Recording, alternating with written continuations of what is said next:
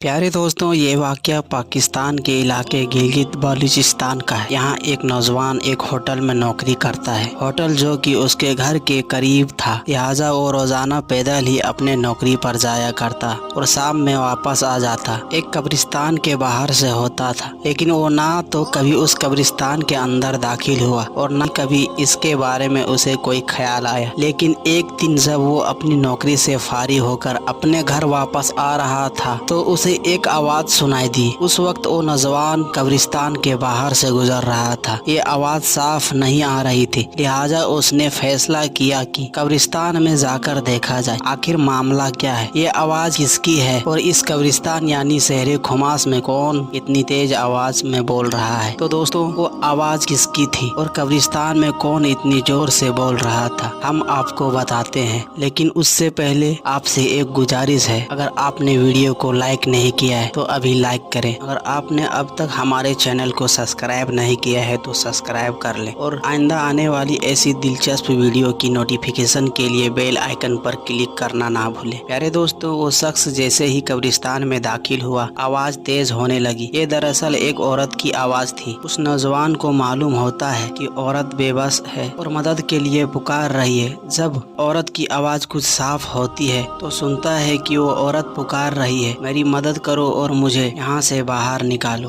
मैं तुझे ऐसा सबक बताऊंगी जिससे तुम्हारे आने वाली नस्लें संवर जाएगी। मेरे पास अब अपनी इस्लाह का मौका तो नहीं है, लेकिन मैं चाहती हूँ कि आने वाले लोग मेरे अंजाम से सब हासिल करें और कामयाब हो जाएं। वो नौजवान डर के वहाँ से भाग जाता है और अपने मोहल्ले में पहुंचकर चंद बुजुर्गों को इकट्ठा करता है और अपने साथ पेश आने वाले सारे मामले उनके सामने बयान करता है। चंद बुजुर्ग उस नौजवान के साथ कब्रिस्तान जाने का फैसला करते हैं। अब वो नौजवान 8 से 10 लोगों के साथ लेकर कब्रिस्तान में दाखिल होता है तो वो आवाज अभी भी सुनाई दे रही थी, लिहाजा वहाँ मौजूद बुजुर्ग और आलिम के फैसले करते हैं हमें इस औरत के पैगाम को एक बार सुनना चाहिए। इसलिए अब हम कब्र की खुदाई का काम शुरू हो चुका है। इतने में 8-10 लोग हुजूम अब 35 से 40 लोगों के मजमे में बदल जाता है। जब कब्र की खुदाई पूरी होती है तो देखा गया वहाँ एक औरत बैठी है जो कहती है, कोई मेरा घर जाओ और वहाँ से एक सूट ले आओ और उसके साथ कोई बड़ी सी चादर या दुपट्टा जरूर लाओ। मेरे घर का पता ना मालूम हो तो जाओ कोई शख्स अपने घर से किसी औरत का कपड़ा ले, लेकिन साथ में एक बड़ी सी चादर या दुपट्टा जरूर लाना। वो नौजवान जिसने पहली बार औरत की आवाज सुनी थी, लेकिन साथ में एक बड़ी सी चादर या दुपट्टा जरूर लाना। वो नौजवान जिसने पहली बार औरत की आवाज सुनी वो उस औरत के घर का पता मालूम करता है और वहाँ से उस औरत का एक पुराना सूट और एक बड़ी सी चादर ले आता है और कपड़े और कब्र के अंदर फेंक देता है। औरत वो कपड़ा पहनकर कब्र से बाहर आती है और अपने घर की तरफ दौड़ने लगती है। अब वो लोग भी उस औरत के पीछे दौड़ने लगते हैं। औरत बार बार कहे जा रही थी, तुम सब मेरे पीछे आते रहो। औरत अपने घर में दाखिल होकर कमरे की तरफ लपकती है और कमरे के अंदर से बंद कर लेती है। लोगों की तादाद भी बढ़ने लगती है और सब लोग उसके घर के बाहर जमा हो जाते हैं। फिर औरत उन लोगों को घर के अंदर आने की इजाजत देती है और कहती है, आ जाओ, आज मैं तुम सब लोगों को एक ऐसी सबक दूंगी जिससे तुम्हारी आने वाली नस्लें महफूज हो जाएगी। कब्र से बाहर आना और ये पैगाम तुम लोगों का पहुंचाना ही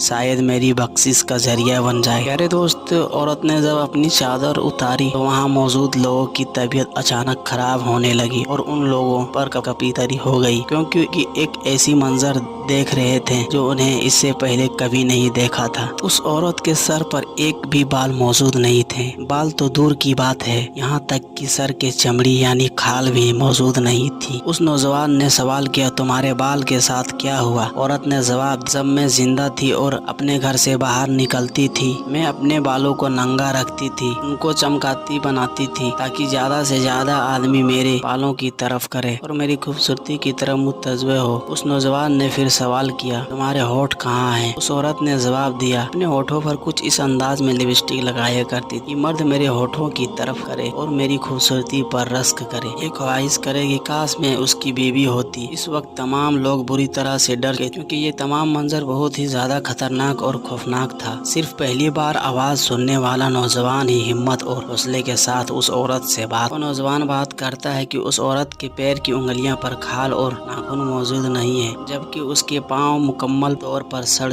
गल चुके हैं वो सवाल करता है तुम्हारे पैर के साथ क्या हुआ। और औरत ने बड़ी तकलीफ से बताया जब मैं जवान थी तो गैर मर्द की जानिब बढ़ते हुए मुझे कभी डर नहीं लगा। मैं इन्हीं पैरों से बहुत भाग भाग कर गैर मर्दों से मिलती थी। आज मैं तुम्हें ये पैगाम देने आया हूँ। अपने खानदान और घर की औरत माँ बहनों बेटियों को ये तालीम दे दूँ कि वो गैर मर्दों से अपने जिस्म की नुमाइश ना करें। बाल होठ हाथ पैर और तमाम जिस्म की नुमाइश में मुझे इस हाल में मुतकीब कर रखा है। उस औरत ने कहा अपनी औरत पर्दे पर यादी बनाओ, बस यही कहना था। और वो औरत जमीन पर ढेर हो जाती है यानी मर गई। लोगों ने उसे वहां से उठाया और वापस कब्र में लाकर मिट्टी डाल दी। प्यारे दोस्तों, आज की इस वीडियो में औरत के लिए एक अहम पैगाम है, वो हमेशा अपने आप को पर्दा में